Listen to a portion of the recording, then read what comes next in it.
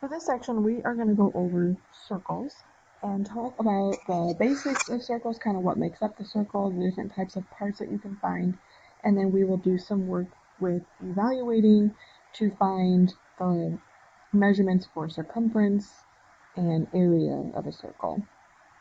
So a circle is just a closed line, but it's not really a technical line since it's not straight. It kind of goes around, and it's something that never ends. So it just continues to go around in that circular shape. And then there's some pieces that are kind of inside of the circle. So what kind of makes up a circle, or what changes the circle size, is how many points are included in that circle from the center of the circle to the outside edge. And so any points that are in there would be contained inside of that circle. Now, as the circle grows, more points are contained in there.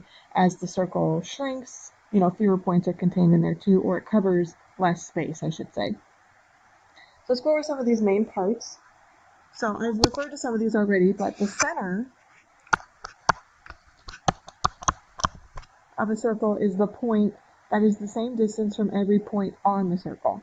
So the center is in the middle, and that kind of helps you determine from the center to the edge of the circle. That gives you an idea of how big the circle is, how much space it's going to take up and cover.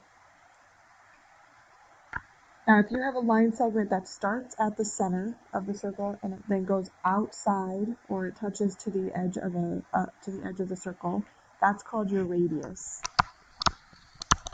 So radius starts from the center, goes to the edge of the circle. It's also known as half of the diameter, and what the diameter is it's also a line segment that's in a circle, and it goes through the center, and it has endpoints that are on either side of the circle. So you can kind of see up here, this segment would be the diameter. This is the center right here, that green dot. And so that to the edge, that's just a radius, and that's half of a diameter. So kind of a relationship, if you didn't know already, is that the radius is half of your diameter length. So you just take your diameter and divide by 2 to figure out what your radius would be. Okay, and so we have this word called circumference.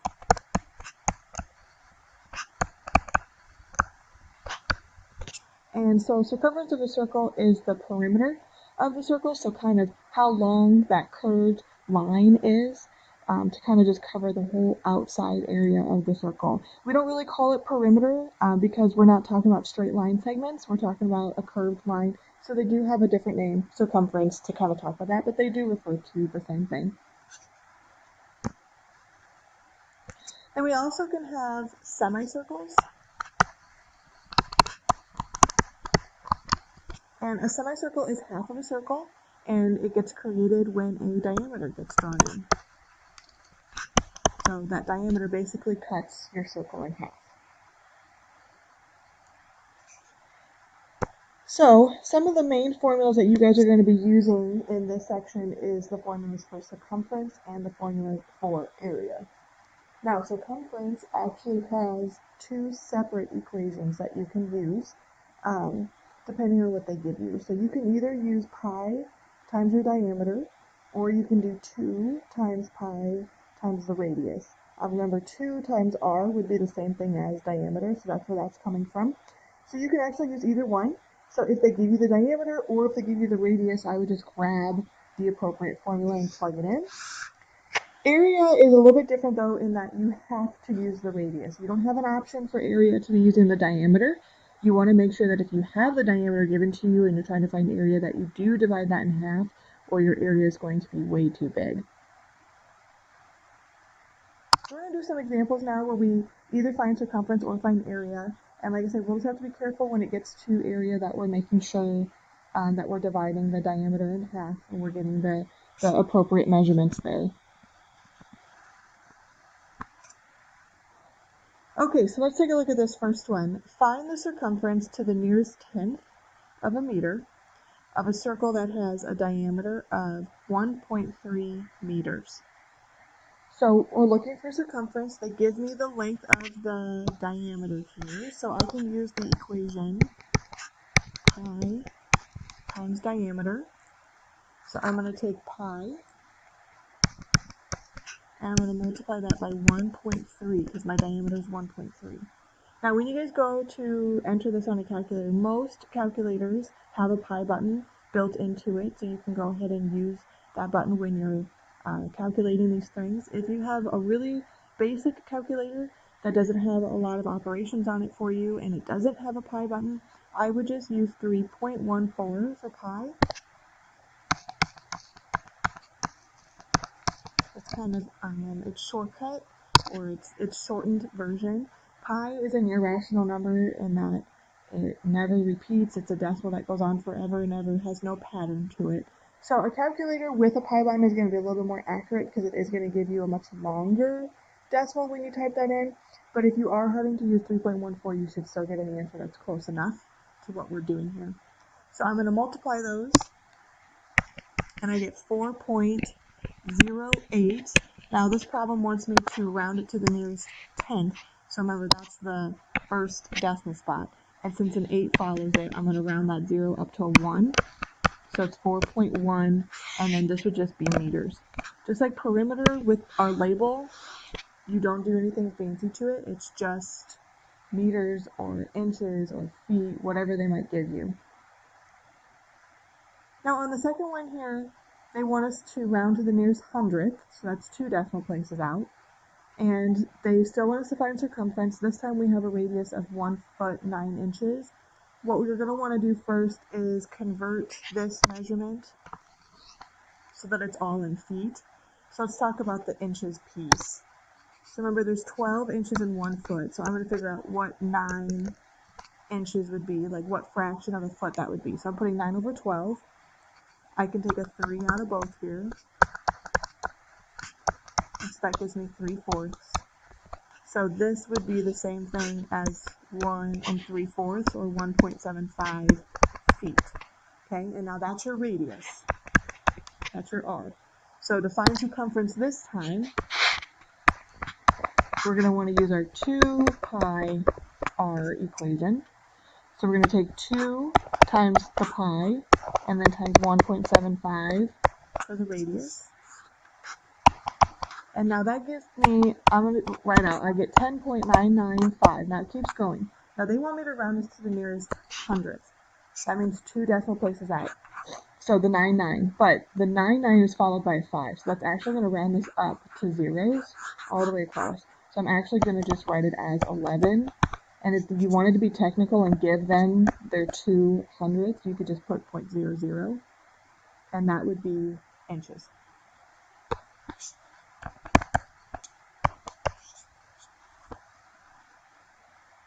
Be really careful with rounding on these ones when they specify to a specific place, but you've got big numbers like those 9s, and if they're followed by 8s and 7s and that, you do have to eventually, in some cases like this one, round up to the nearest whole number. And like I said, I only put the 0.00 there to kind of satisfy their requirement of the hundredth spots would just be decimals of zeros.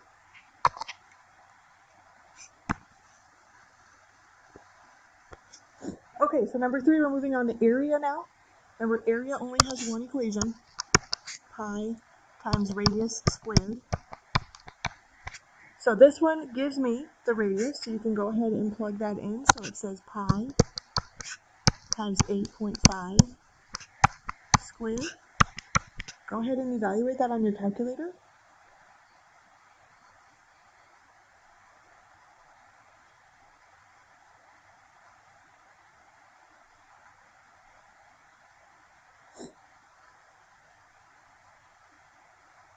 Now they don't specify how to round this one, so I'm getting 226.98.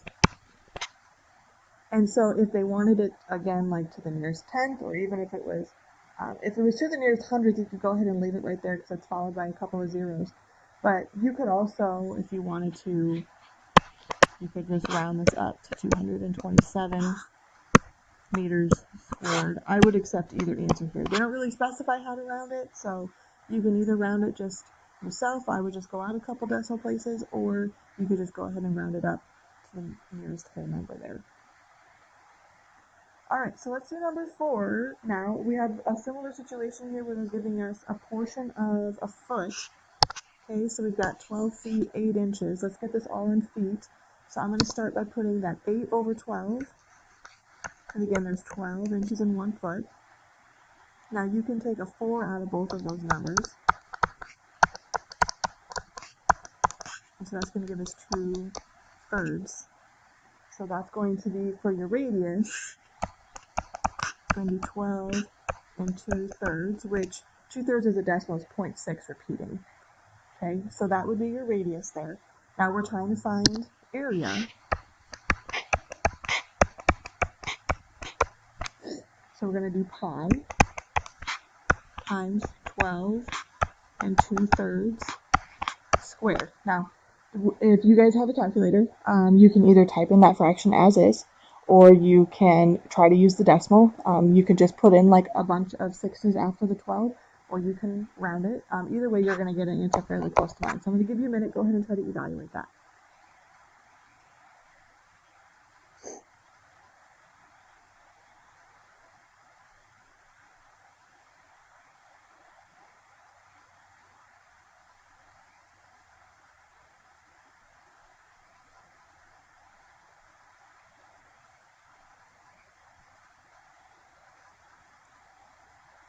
Okay, and so you should have gotten something around 504.1. If I round to the, well, they went to the nearest hundred, so I need to go out to decimal places. So 0.05, and that would be inches squared. Okay, so remember, for perimeter, you don't have to square, and like, so for circumference, you don't need to square your unit. Once we started getting into area here, notice how my label has changed to whatever the unit was squared.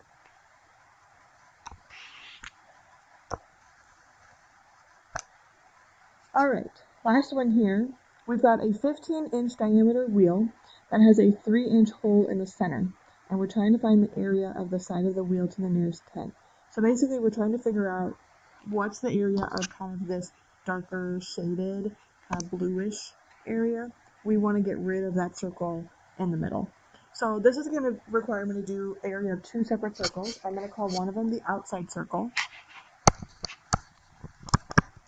and we'll call the other one the inside circle. Now, since we're finding area, we need to do pi times radius squared. So the outside circle has a diameter of 15 inches here, okay? So that's your diameter. So the radius would be half of that. So we take 15 divided by 2 to get our radius of 7.5. So I'm going to take pi times 7.5 squared, and that's going to give me 176.7 if I round it to the nearest 10. And that would be inches squared. So that's the area of the whole, kind of like this entire circle, that whole thing. So what we need to do now is find the area of the circle on the inside. Find this piece. Using the same formula, they give you a diameter for this one of 3. Okay, so I want you guys to figure out what the radius should be, and then I want you to evaluate the area for the inside of the circle.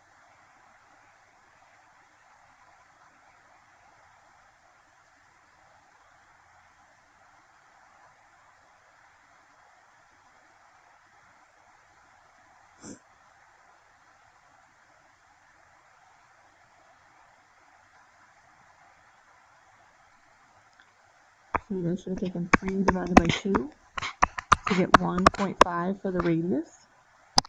So we do pi times 1.5 squared, which is 7.1 inches squared. Now that takes care of the area of the separate circles. So to figure out what's just the area of the outside shaded piece, is we want to remove the inside circle. So we're going to finish here by subtracting the outer area, 176.7, minus the inside area. We're trying to take away that smaller circle there. And we get 169.6, and that would be inches squared.